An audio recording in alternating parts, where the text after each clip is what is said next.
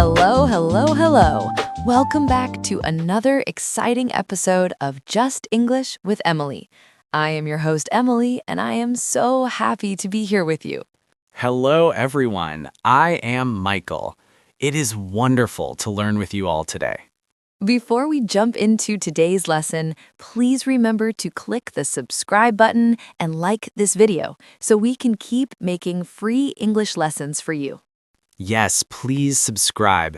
Your support helps us so much, and we love reading your comments. We really do. Now, Michael, how are you feeling today? Are you ready to practice speaking English? I am ready, Emily. But to be honest, today I am feeling a little frustrated. I have a big problem with my speaking. Oh no, Michael. I completely understand how you feel. Frustration is very normal.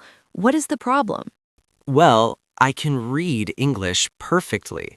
I can write long emails with almost zero mistakes. That is fantastic. You have a great vocabulary and strong grammar skills. So, what is the hard part? When a native speaker talks to me in real life, I completely freeze. My brain just stops working. You freeze. That is a brilliant word to describe it. It feels like your brain turns into a block of ice, right? Yes, exactly, like solid ice. I hear the English words, but then I try to translate them into my native language. And after you translate them, you have to think of your answer in your native language, right? Yes, and then I translate my answer back into English. It takes way too much time. It really does take way too much time. By the time you have your perfect English sentence ready, the other person has stopped talking. Exactly. The conversation moves on without me. I feel so foolish when that happens. You are definitely not alone, Michael. Please don't feel foolish. Thousands of English learners have this exact same problem. Really? I thought my brain was just broken. I thought I was just a bad student. Not at all. You are a fantastic student. Your brain is not broken, it just needs a different kind of exercise.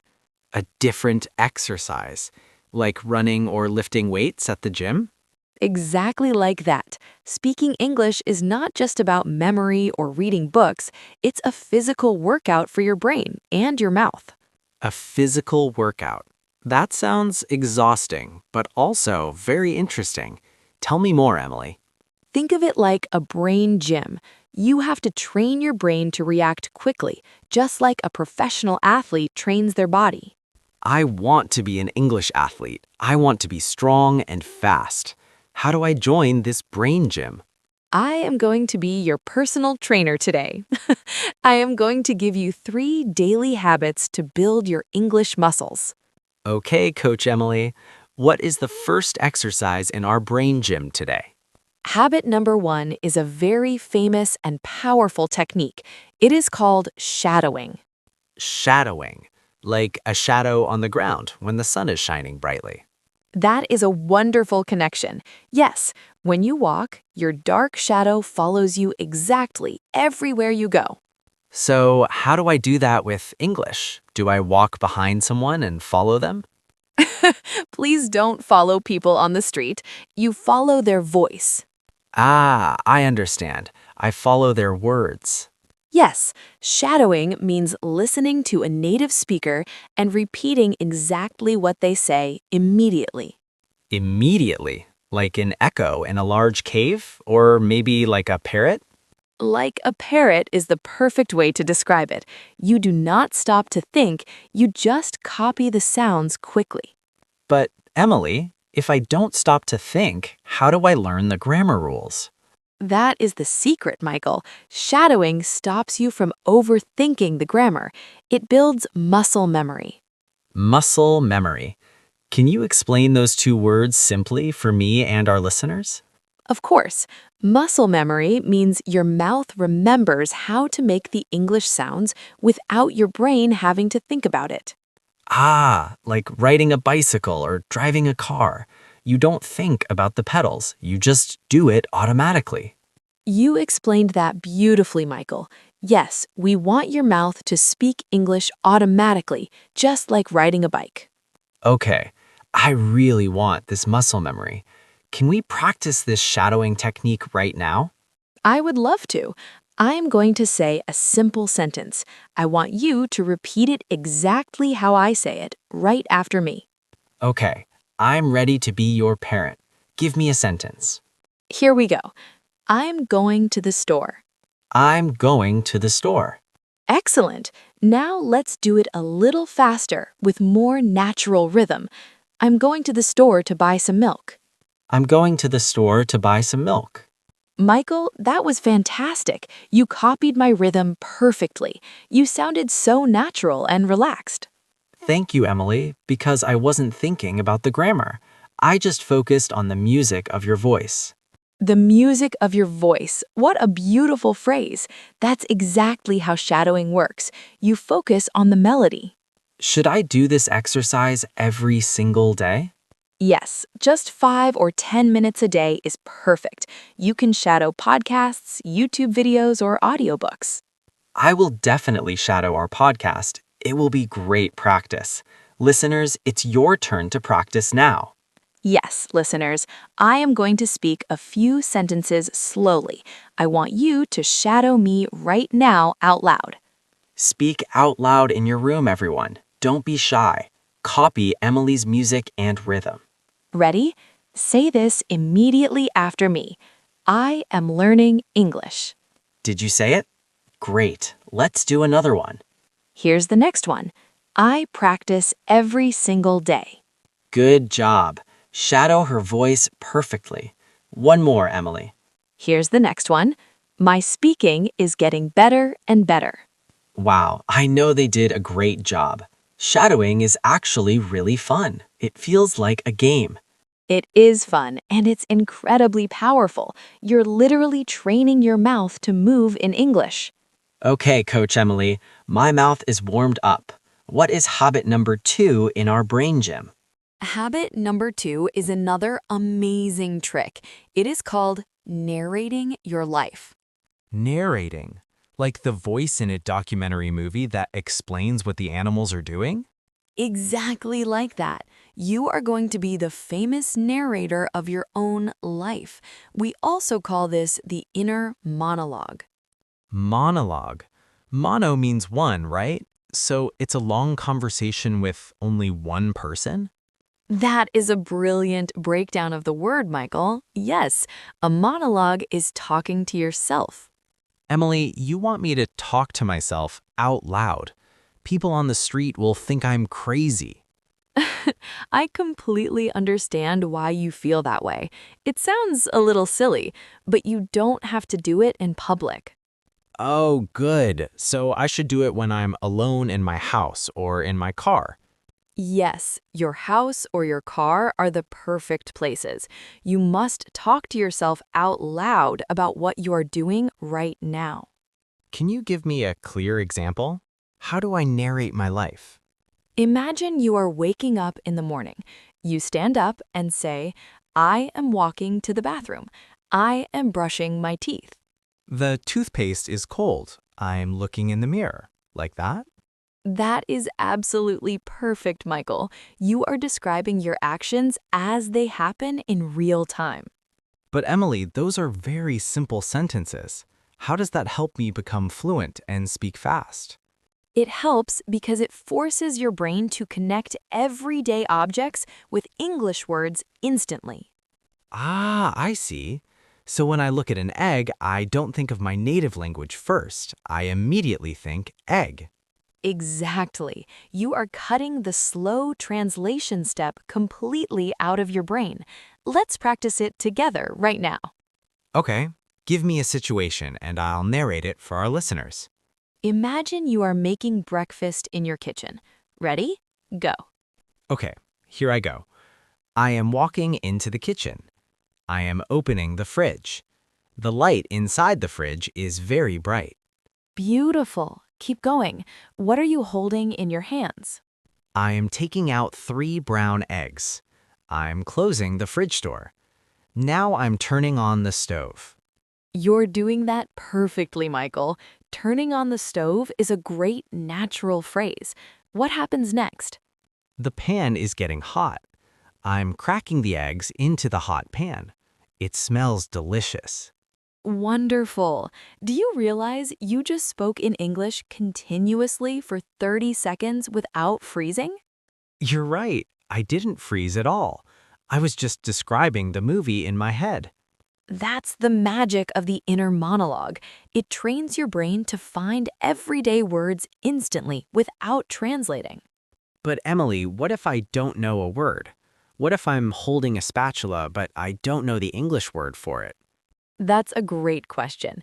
If you don't know the word, don't panic. Just describe what the object does. Describe it. Like, I'm using the flat plastic thing to flip the eggs. Yes, the plastic thing to flip the eggs is perfect communication. You did not stop speaking. I love this habit. I'm going to talk to myself all weekend long. My cat will think I'm crazy, but my English will be great. Your cat will love hearing your clear English, Michael. It's a great way to practice vocabulary. Let's ask our listeners to try this too. Listeners, look around your room right now. Yes, tell us out loud what you are doing. Say, I am listening to Emily and Michael. Say, I am sitting on a chair, or I'm walking outside. Speak out loud right now. Excellent job, everyone. Narrating your life is a wonderful daily habit. We have learned shadowing and narrating. My brain is getting a really great workout today. What's the final habit? Habit number 3 is the most important one for your confidence. It is called the 3-second rule. The 3-second rule. That sounds very strict. Why exactly 3 seconds? Let me ask you a question first, Michael. When someone asks you an English question in real life, what do you usually do? Well, I stop, I hesitate, I look at the sky, and I think about the grammar rules for about 10 seconds. You hesitate. That means you pause because you're unsure. Why do you wait 10 whole seconds? Because I want my grammar to be 100% perfect. I really don't want to make a mistake. I completely understand that fear. Nobody likes making mistakes, but waiting 10 seconds makes the conversation feel very awkward and slow. It does. The other person usually looks confused or impatient while I'm thinking. I can see it in their eyes. Exactly. That's why we use the 3-second rule. You must start answering within 3 seconds no matter what. Even if my grammar is not perfect, even if I make a silly mistake? Yes, communication is much more important than perfection. A fast mistake is always better than a perfect silence. Communication is better than perfection. That's a wonderful quote, Emily. I need to write that down. It is the golden rule of language learning.